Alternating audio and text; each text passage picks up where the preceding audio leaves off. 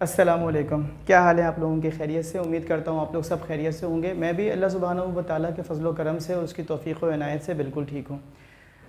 सबके इल्म में है कि हम सेकेंड ईयर मैथमेटिक्स में chapter number 2 limits and function को आजकल सॉल्व कर रहे हैं और हमारी एक्सरसाइज जो आजकल जा रही है 2.3। So we are running with 2.3 और इसका हम क्वेश्चन पे पहुँचे हुए हैं 8 और इसका आज हम पार्ट भी सॉल्व कर रहे हैं, वो भी गालिबन क्वेश्चन नंबर 8 का पार्ट 8 है। ठीक है, आज इसमें आप एक नई चीज़ सीखेंगे, इसे कहते हैं रिवर्स पावरिंग। ठीक है, पावर को किस तरह से ब्रेक करते हैं, पावर को किस तरह से रिवर्स करते हैं और रिवर्स करके किस तरह से सिंप्लीफाई करते हैं।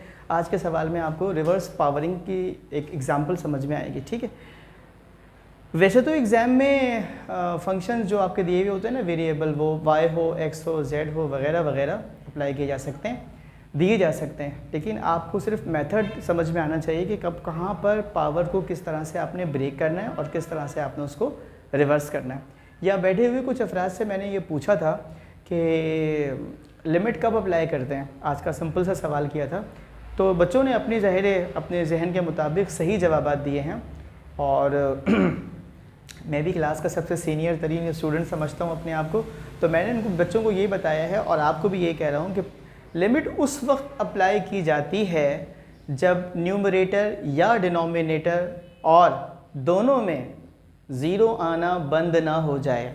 अगर आप लिमिट अप्लाई करके देखें जहन में ऐसे ही और आपको लगे आंसर ज़ीरो आ रहा है, इसका मतलब है कि आपने लिमिट जल्दबाजी में अप्लाई कर दी, लिमिट को बाद में अप्लाई होना था, वरना तो मसला ही बहुत आसान हो जाएगा। बच्चे लिमिट्स एंड फंक्शन के सवाल में लिमिट फ़ौरन अप्लाई करेंगे, सवाल लिखते ही जवाब ज़ीरो आ जाएगा, टीचर के लिए भी आसानी हो जाएगी, लेकिन ये कोई सही तरीक़ा नहीं है।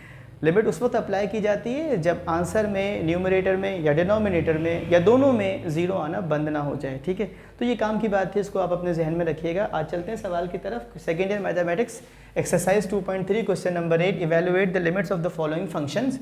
इसका पार्ट 8 है, limit y tends to 4 y raise to the power 5/2 minus 16 y की पावर है हाफ अपॉन y माइनस 4। ठीक है, मैं क्या कह रहे थे, जीरो आना बंद ना हो जाए। देखिए, अगर आप इस जगह पर यहाँ पर 4 रख दें, क्योंकि y टेंड्स टू 4 है या अप्रोचेस टू 4 है, तो अगर आप 4 रखेंगे 4 माइनस 4 जीरो हो जाएगा, नतीजा क्या होगा, इसका आंसर भी ज़ीरो हो जाएगा। तो यहाँ आप 4 y की जगह पर 4 नहीं रख सकते, समझाने का मकसद ये था।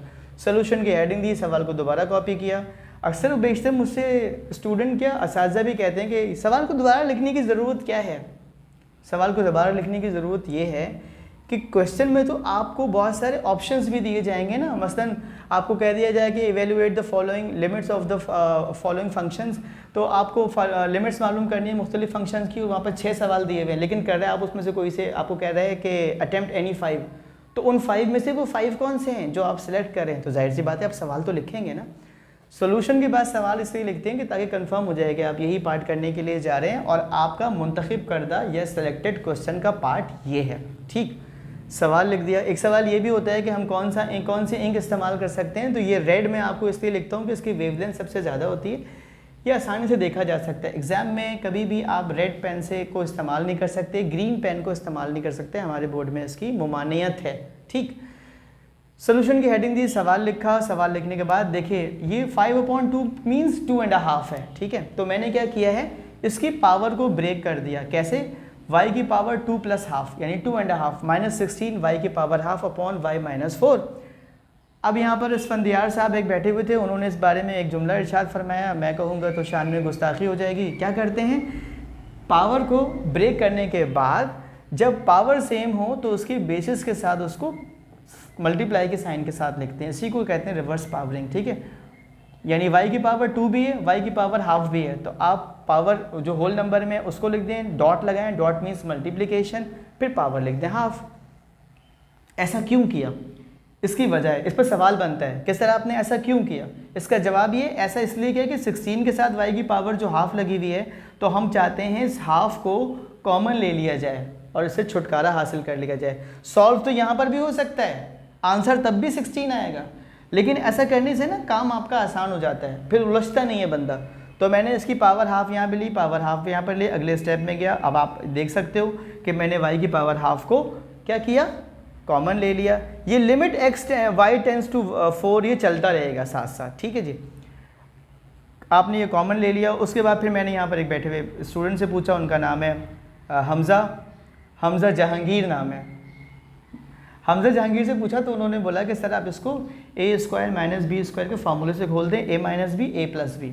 तो इसका a माइनस बी क्या बनेगा, बलिहाज y square minus 16 y minus 4 y plus 4, ये इसका a माइनस बी और a प्लस बी है।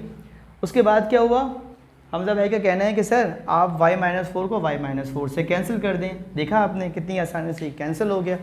अब देखें जब ये कैंसिल हो गया ना तो अब ये 0 नहीं दे रहा, क्योंकि अगर आप 4 में 4 ऐड करते हैं तो आपको पता है ये 8 हो जाएगा, 0 नहीं होगा। ठीक है, y की पावर यानी 4 की पावर अगर आप हाफ लेते हैं तो भी 0 नहीं हो रहा है। इसका मतलब है अब आप लिमिट अप्लाई कर सकते हैं। यही बात है जो आपको बार बार समझा रहा हूँ। अब आप लिमिट को अप्लाई कर दें, ये तो बहुत आसान था। 4 में 4 ऐड कर देंगे, ये 16 मत बना दीजिएगा क्योंकि बीच में प्लस की साइन है। आप में 4 + 4 8 हो गया।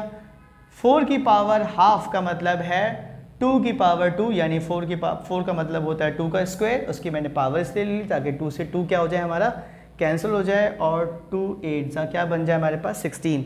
आंसर को लिखने का तरीका ये है कि सवाल को दोबारा पूरा कॉपी करते हैं, बॉक्स बनाते हैं, इक्वल की साइन लगाकर लिख देते हैं = 16। उम्मीद करता हूँ समझ में आया होगा और आप इसकी अच्छे से प्रैक्टिस करेंगे और अपने दोस्तों के साथ शेयर भी करेंगे। अफरा सियाब, आपका भी बहुत बहुत शुक्रिया।